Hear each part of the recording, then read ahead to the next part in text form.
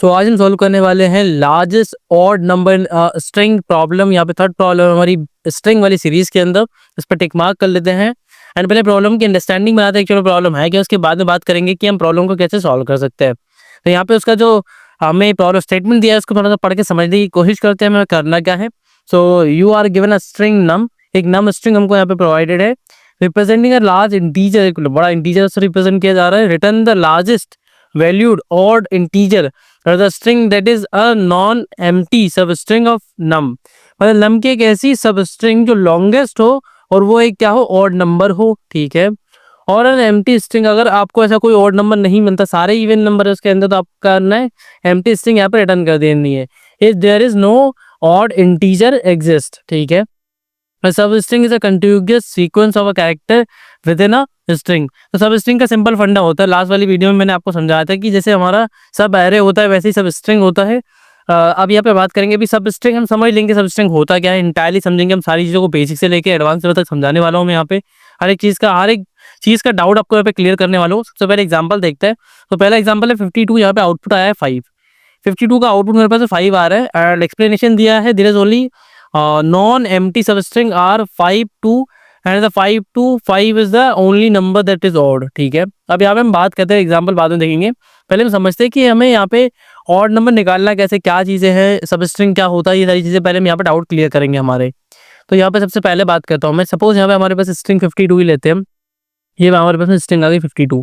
52 के लिए हमारे पास डिफरेंट सबस्ट्रिंग क्या क्या होगी उसकी बात करते हैं। देखो सबस्ट्रिंग का मतलब होता है पहले मैं यहाँ से स्टार्ट करूंगा, फिर मैं यहाँ से स्टार्ट करूंगा, फिर मैं आगे वाले एलिमेंट होता तो उससे स्टार्ट करता, ऐसे स्टार्ट करके आगे तक जा रहा होता। जैसे अब यहाँ पे बात करूँ सबस्ट्रिंग की, तो मैंने 5 से स्टार्ट किया तो 5 मेरी एक सबस्ट्रिंग हो गई। ठीक है। 5 2 मेरी एक सबस्ट्रिंग हो जाएगी, ये मेरा 5 के लिए हो गया। ठीक है। जब मैं 5 से स्टार्ट कर रहा हूँ तो लास्ट तक जा रहा हूँ, हर एक एलिमेंट को ऐड करते हुए एक नई सबस्ट्रिंग बन रही होगी। यहाँ पे अब सेकंड की बात करूँ तो 2 से स्टार्ट करूंगा तो 2 एक सबस्ट्रिंग हो जाएगी। 2 के आगे कुछ नहीं, मतलब यहाँ पे 3 ही सबस्ट्रिंग हमारे पास में। ठीक है।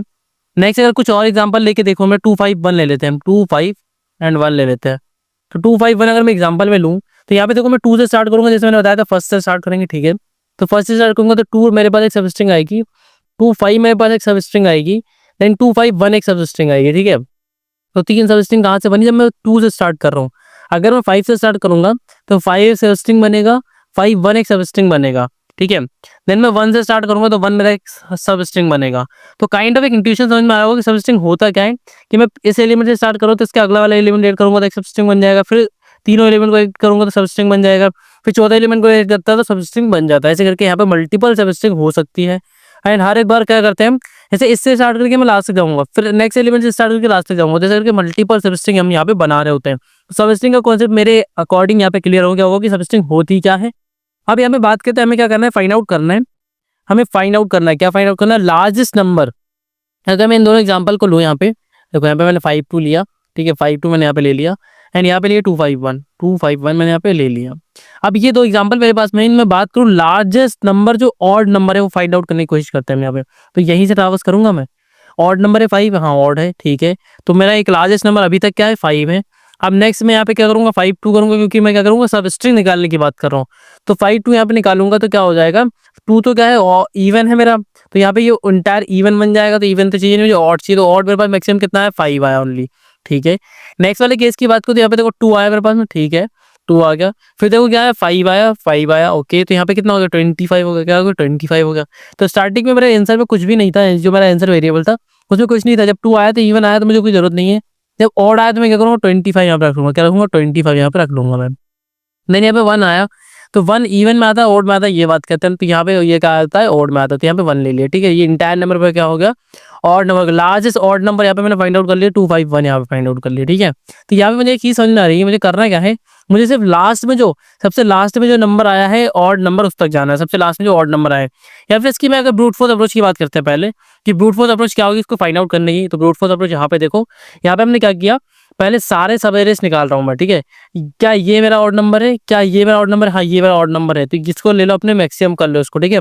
कि मेरा जो आंसर है अभी क्या है, देखो यहाँ पे आंसर मैंने लिया, आंसर के अंदर स्टार्टिंग कुछ भी नहीं, सपोज -1 है, जो भी चीज़ें हैं। फिर यहाँ पे 25 आया तो पहला मुझे ऑड नंबर मिला 25, मैंने यहाँ पे रख लिया। ठीक है। फिर मेरा 2 5 1 आया तो मैंने मैक्सिमम फाइंड आउट किया, मैक्सिमम कौन है, तो ये है मैक्सिमम। क्यों मैक्सिमम फाइंड आउट कब करेंगे, जब वो ऑड नंबर हो। तो ये ऑड नंबर था, मैंने मैक्सिमम फाइंड आउट कर लिया। ठीक है। फिर मैं 5 के लिए कैलकुलेट करूँगा, तो 5 के लिए मेरे पास में क्या आया, 5 आया तो क्या मैक्सिमम में नहीं है, 51 आया मैक्सिमम में नहीं है, मतलब फाइनल आउटपुट क्या हो जाएगा, ये हो जाएगा। इसमें टाइम कॉम्प्लेक्सिटी मेरी कितनी लगने वाली है, अगर मैं क्लियरली बात करूँ, देखो ऑर्डर ऑफ एन स्क्वायर लगने वाली, क्यों, क्योंकि सारी सब स्ट्रिंग जनरेट करने के लिए आपको order of n square time complexity यहाँ पे लगने वाली है।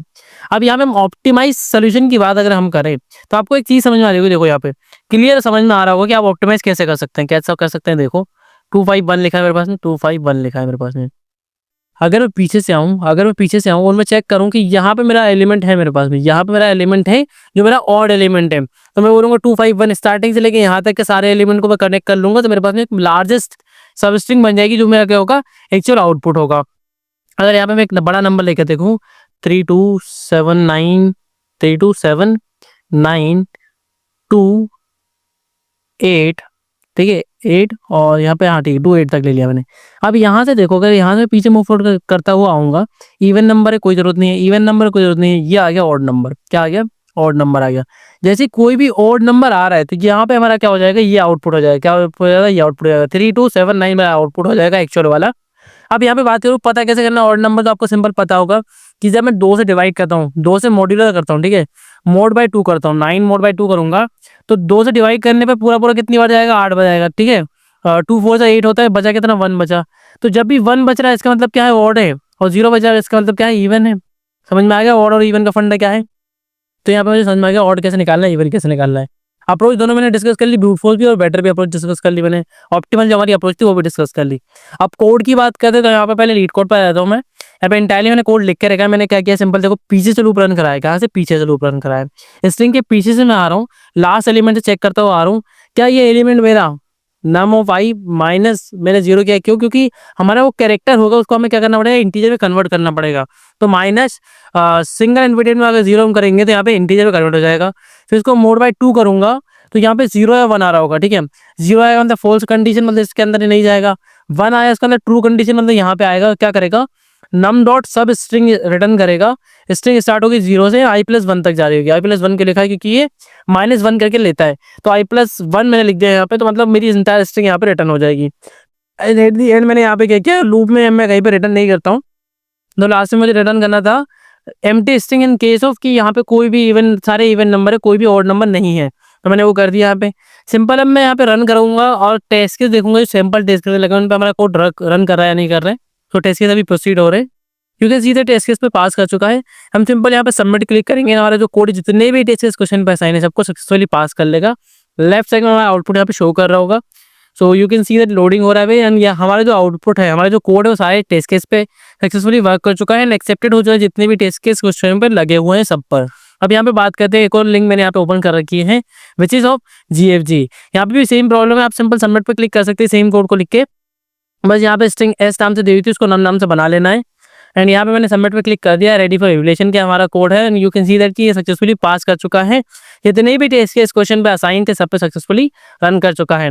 इंटायरली हमने समझा कि ब्रूट फोर्स अप्रोच क्या हो सकती है, बेटर अप्रोच क्या हो सकती है, सारे एग्जांपल को हमने क्लियरली देखा, पहले समझा कि स्ट्रिंग सब स्ट्रिंग क्या होती है वो चीज़ हमने यहाँ पे क्लियर कर ली। तो इंटायर इसको बेसिक लेवल से अंडरस्टैंडिंग बनाते हुए कि प्रॉब्लम में हमें करना क्या क्या चीज़ें हैं, उसके बाद हमने इंटायरली इसको सॉल्व किया। तो उस वीडियो के लिए इतना ही। अगर आपको वीडियो पसंद आती है, आप अभी तक वीडियो को वॉच करें तो वीडियो को लाइक कर सकते हैं, चैनल को सब्सक्राइब कर सकते हैं, और ऐसे कंटेंट के लिए आपका एक लाइक एंड सब्सक्राइब मेरे को बहुत मोटिवेट करता है।